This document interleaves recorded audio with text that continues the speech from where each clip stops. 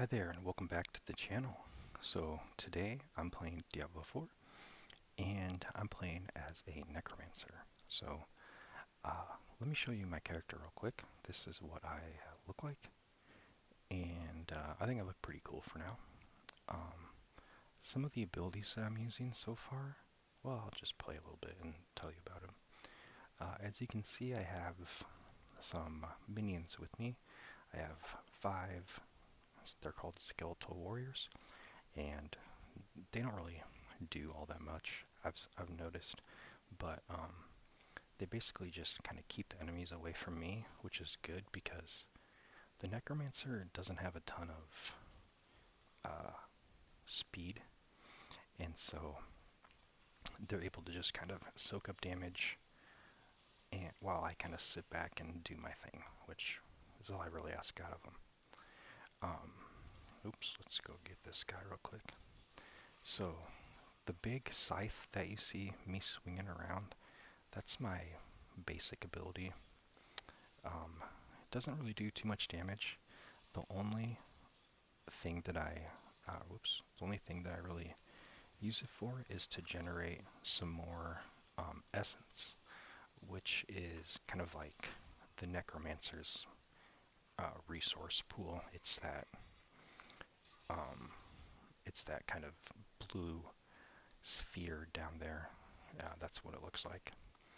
And that's basically like the resource that the Necromancers use to cast spells and stuff like that. Let's get this real quick and get out of the way. One of the other spells that you might see me use is Blight. That is my... Oh, these are elites. I'm not strong enough for these guys. I'm only level 13 and they were like 21. So I'm going to get out of there for now. But the blow, I better keep moving because I don't think I would survive that.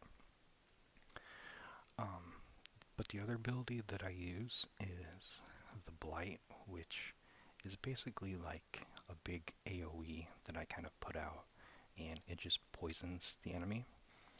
It makes it into like a big pool, and so the enemies basically just kind of walk right through that and damage themselves.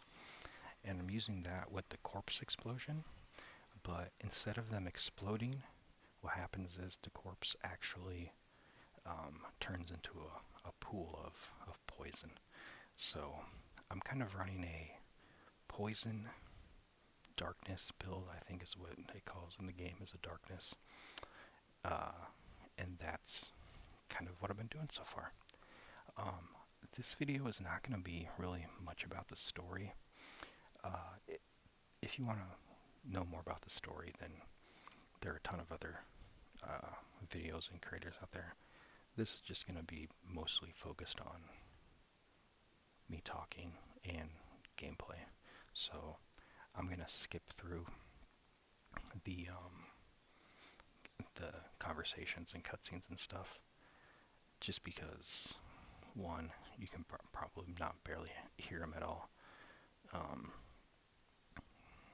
And so, yeah. Let's claim this. And I'm going to I've just been marking these so I know where to go. It's made it a little bit easier to travel along. I guess I can upgrab a skill point here. Let me look and see. Basically, when I'm looking at all this equipment, just because I'm leveling, I'm just putting on whatever boosts my stats. There's no really rhyme or reason to it yet.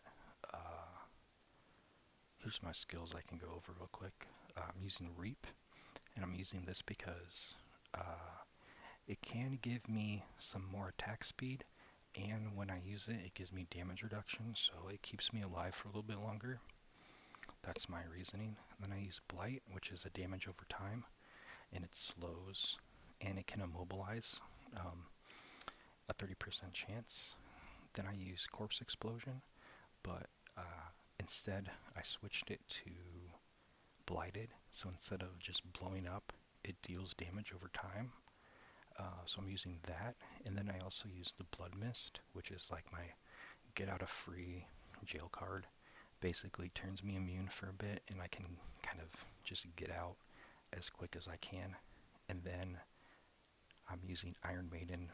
They just take more damage anytime they damage me, which I'm always under attack, so I've been using that one. And then once I level up a little bit more, I'm going to go with the Corpse Tendrils, so that I can pull them closer to the corpse, and then it damages them, stuns them, and then I can pop them with the blight from the corpse explosion. So it's kind of like a 1-2 punch. So I'm going to, let's see, what does this do? My essence. I'm eventually going to get these, but I'm kind of squishy, so I'm not going to do anything that takes away my, that makes it easier for me to kill yet. Let me see, distant. I might do this one, just because, like I said, the Necromancer is a little, at least what I've noticed, is a little squishy, and they're not really fast, so you can get overwhelmed kind of quick, and when that happens, it can make it a little bit challenging to handle everything that's going on. So anything that can increase my damage resistance or my health or anything like that as a passive is kind of what I'm looking at, is my strategy anyway. Alright, we're here. Let's talk to Vigo. I'll basically just say okay, and then we'll put that there. Oh, we're not going that way yet. We can go into that big circle is basically like an event, but we'll just stick to this. I need to get my minions back up. Let's go ahead and just keep walking. So far, I'm really enjoying the game. On my other account, I'm a druid, and I would say I think I'm on Act 4. I haven't beaten it yet, but I'm playing co-op with my wife, and so we kind of made the decision that I can't play without her on that character, so that's why I decided to make a Necromancer, so I can kind of play on my own when she's not here. I'm going to go ahead and raise my guys up. I'll just slice them up. This is the miasma. You can see that right there. Alright, let's see. Let's get that. Get this. I don't have that yet. We have to pray to these shrines.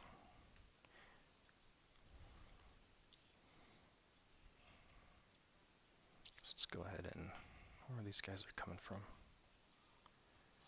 Yeah, you can see they get immobilized sometimes from the blight, so they can't move, and then they just get stuck right in the miasma, and it just does damage over time to them, which is nice.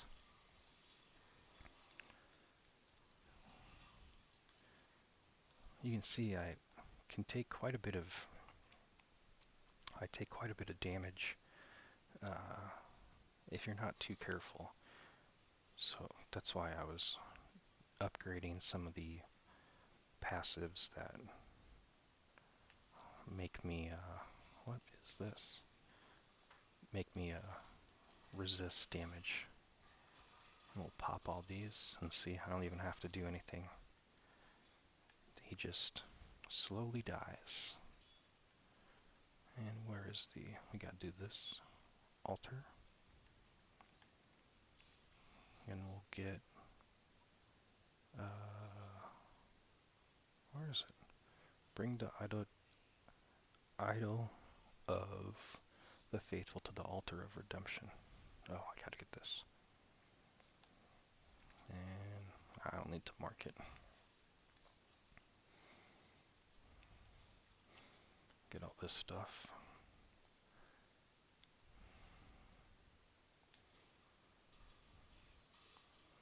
And just slice and dice. See, they'll just charge right towards me, and then they'll walk right through the miasma, which is kind of the build that I'm going for right now, but we'll see how it holds up over time. I think based on what other, like, I don't want to say professional, but other, like, more hardcore Diablo players have said, is that the Necromancer is kind of weaker compared to some of the other classes, which is surprising because in Diablo 3 I felt like Necromancer was one of the strongest ones, but oh well. Alright, let's see. Last one. Just gotta go up and around there.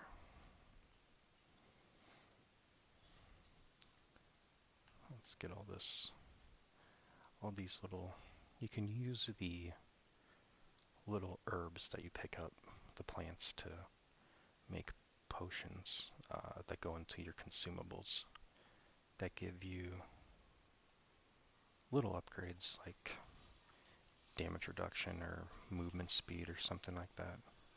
It just depends on the plants that you pick and whatever upgrades that you want for your character.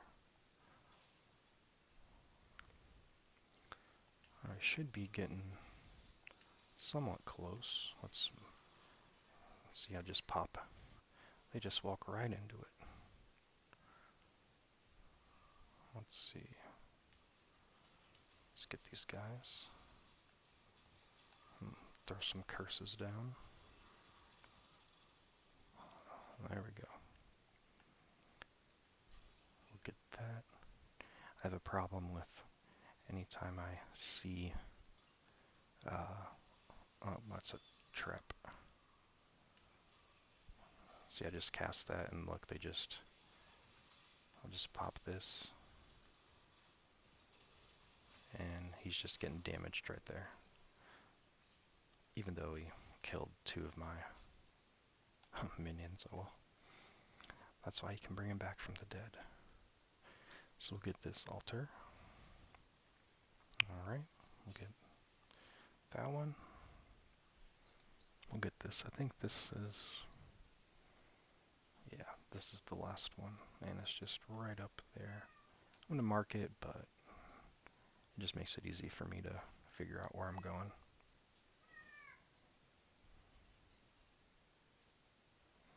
Let's get these guys here. Fleshless warriors.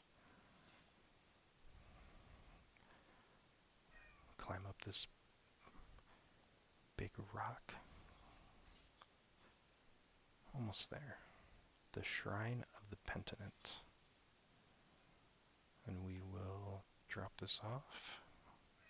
And there's Vigo, we'll call that.